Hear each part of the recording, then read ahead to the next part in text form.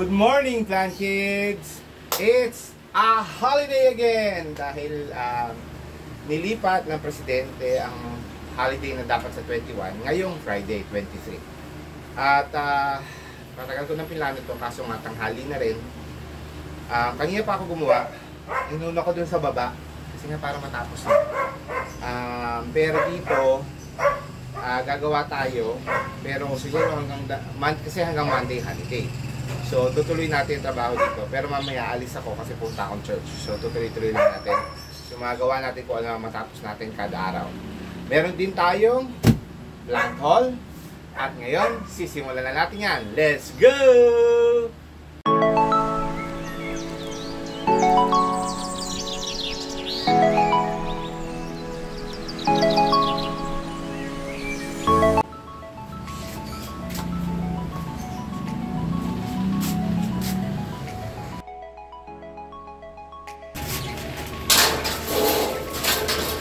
Okay, so nandito na tayo sa taas dahil ang mga bago nating haul ay mga succulents.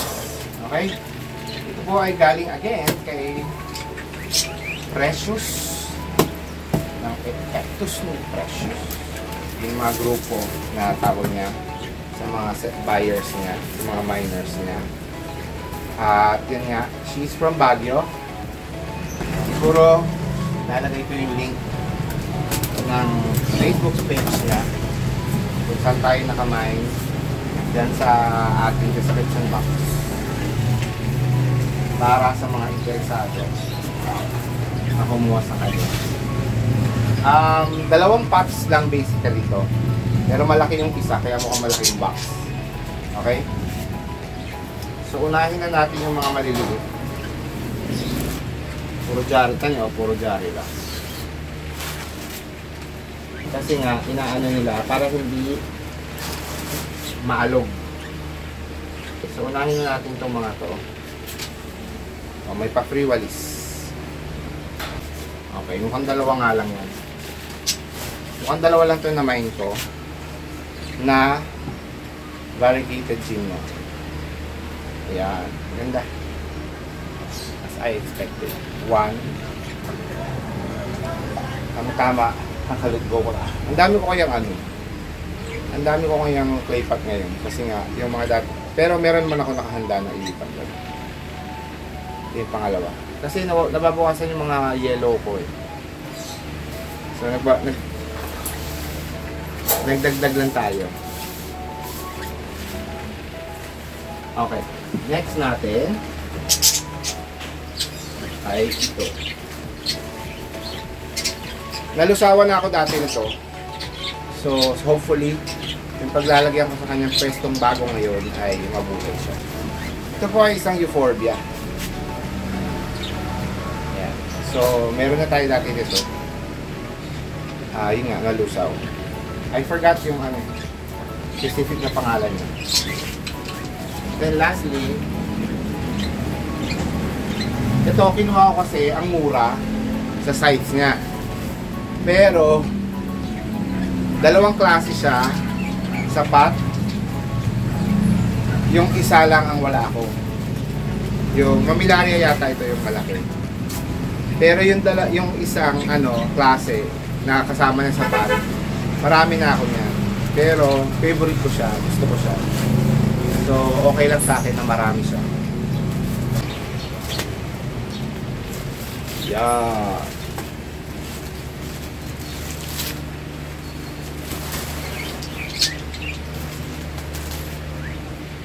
Yan.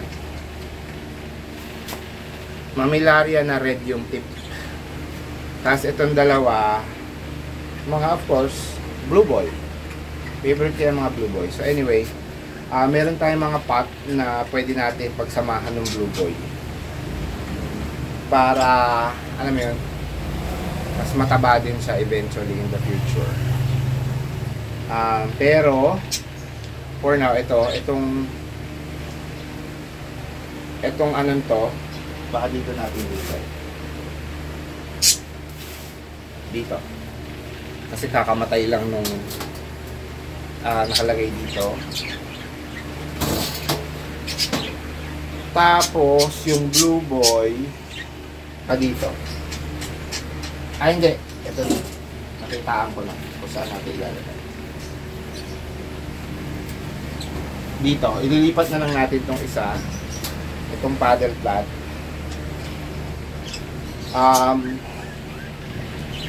Just because. Yeah. Okay? So, yan. Ito natin ilalagay. So, ngayon, alisin mo natin yung box.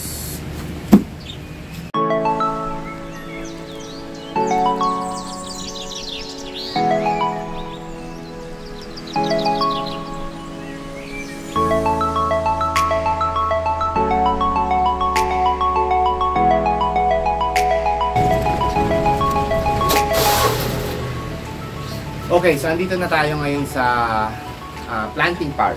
Okay? So, una natin gagawin o itatanim ay itong dalawang variegated gymno.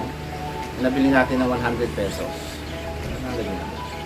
Alam ko 100. Tapos dito natin siya itatabi. Yung recent na nakalagay dito ay natuyo. So, kaya lahat ng aking mga variegated gymno ay nakalabas. Bukod sa natuyot, nagsimula sa mga tawag dyan, mga scales. So, syempre ang scales hindi mo yan mapipigilan. So, ayaw naman ng scales yung mainit at mahangin.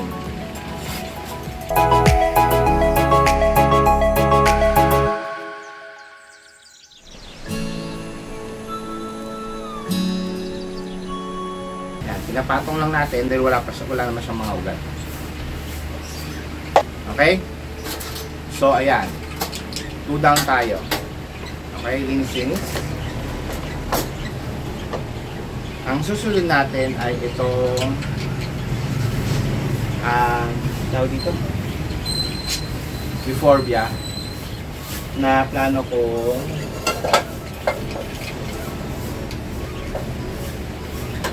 dito naman ilagay. Yan.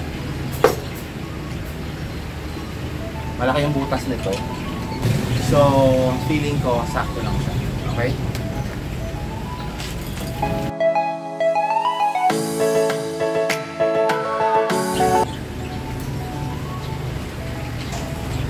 Kung dati, nagtatago pa ako ng mga lupa, ay ng mga plastic. Hindi naman nagagamit kasi hindi naman ako magaling magpropa.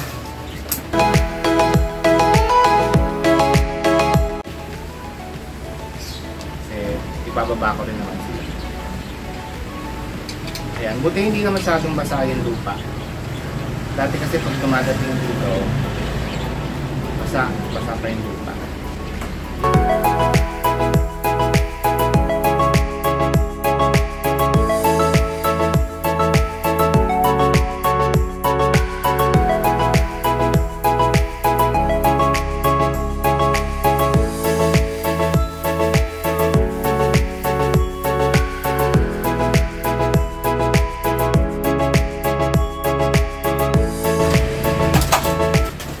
Natira pa tayong pamis doon.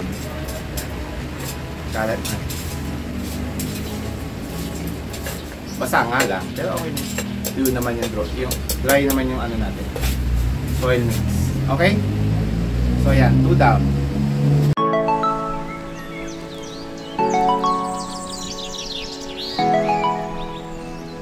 So, ayan. Sandali, tabi natin ito.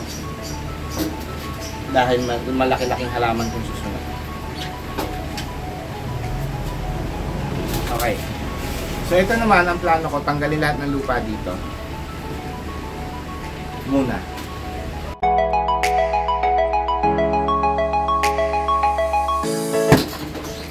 Bago tayo magsimula magtanim. So, tatanggalin muna natin yung lupa. Ang bigat na.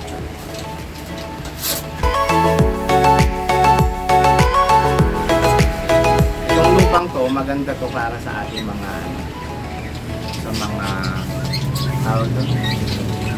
ornamental plants kasi compost to eh. Maganda yung compost ng bagyo. kung nandun tayo, maganda tong lupang to sa mga cactus, succulents.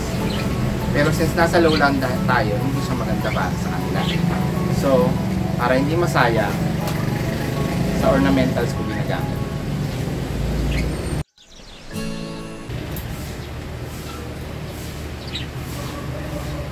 Natuto na ako.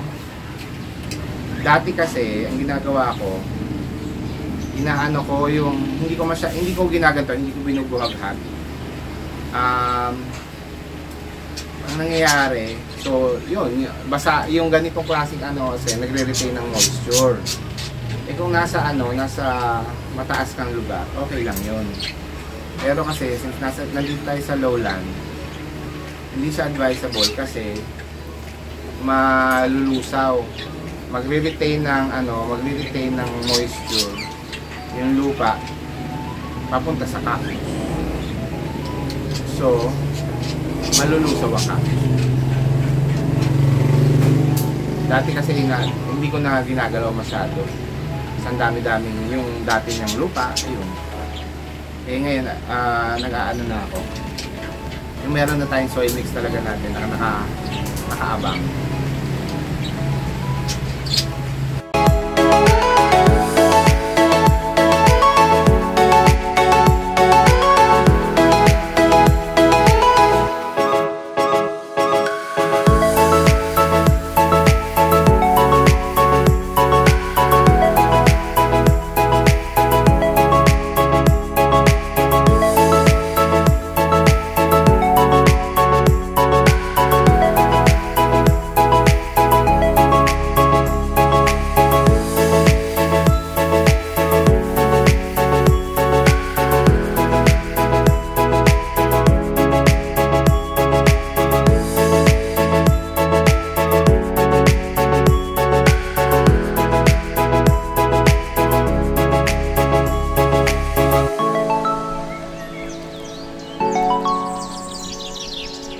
Okay, so ang gagawin natin ngayon ay eto.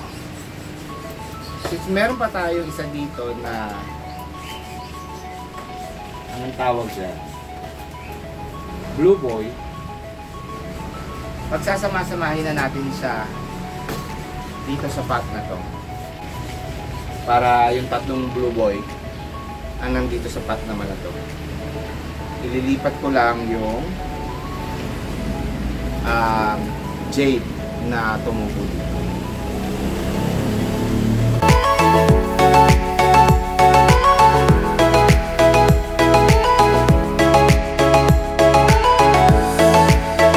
Mali. Hindi pala dito. Pero okay na rin. Nailipat ko mas maliit yung chip. Hindi pala yung target ko. Ito pala. Ito pala. Tatanggalan natin na tanim.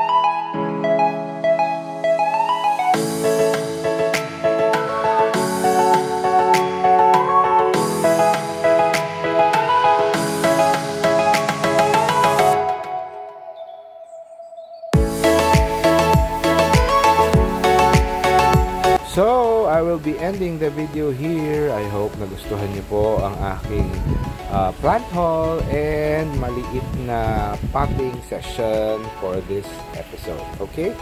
Thank you very much for watching. Please do share, like, and subscribe kung hindi ka pa nakasubscribe. Thank you very much for watching again. This is Plant Tatay Barry of Antipolo saying bye, Plant Kids!